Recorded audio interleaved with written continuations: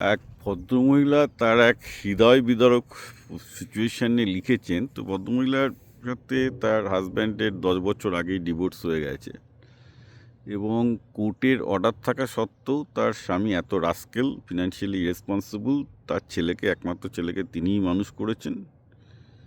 ঠিক আছে, তো ব্যাপারটা ঘটনা বলছেন যে এরকম হয়েছে যে ক্লাস 11-এ কোনো একটা ভালো স্কুলে ছেলেটাকে ভর্তি করানোর ব্যাপার ছিল।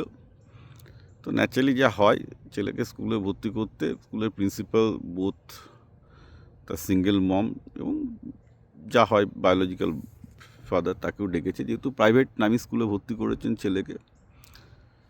তো তার এক্সপেকটেশন ছিল যে কোর্টের জাজমেন্ট সত্ত্বেও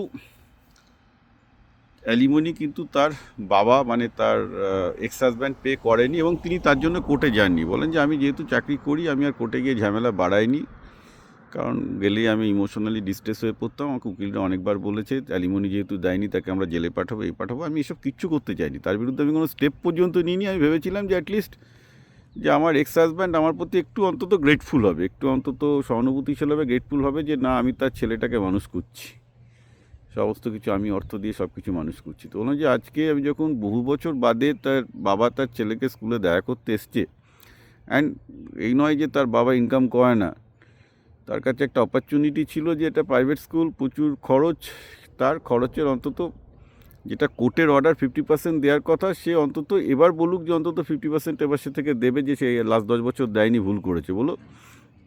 এবারও তার বাবা সেই কথাটা তোলেইনি। So he has disowned the responsibility completely বলে ভদ্রমহিলার খুবই মানসিক দিক থেকে খারাপ অবস্থা। বলে যে আমি কি জীবনে এতই মূর্খ ছিলাম, এমন একটা লোককে প্রেম করে বিয়ে করলাম, তারপর তার ছেলের কোনো দায়িত্বই জীবনে সে নিল না, একটা পয়সা পর্যন্ত আমাকে দিল না। সে পয়সাটা বড় ব্যাপার না, আমি নিজে চালিয়ে নিতে পারবো, কিন্তু হাউ ইট ইজ পসিবল যে সে সম্পূর্ণ he felt no responsibility towards the kids, right? Is that a good thing? এটা তো একটা ব্যাড সিদ্ধান্তের মধ্যে চলে আসে। এখন ব্যাপারটা হচ্ছে কি যে এটা একটা খুব গুরুত্বপূর্ণ প্রশ্ন। এই জন্যই আমি বলি বিয়ে করার ব্যাপারে প্রতিটা মেয়েকে সতর্ক হতে। সেই জন্যে আপনি ছেলেগুলো, সমস্যা কী হচ্ছে, মেয়েগুলো হয়তো বিয়ে করার সময় দেখেছে ছেলেটা দেখতে ভালো ভালো স্টাইল মারছে, এই দেখছে, এই দেখে বিয়ে করেছে। আমি আর কী বলবো, আমি আর তো বেশি বুঝতে পারছি না, বাট আমি ক্যান রিড দ্য মাইন্ড।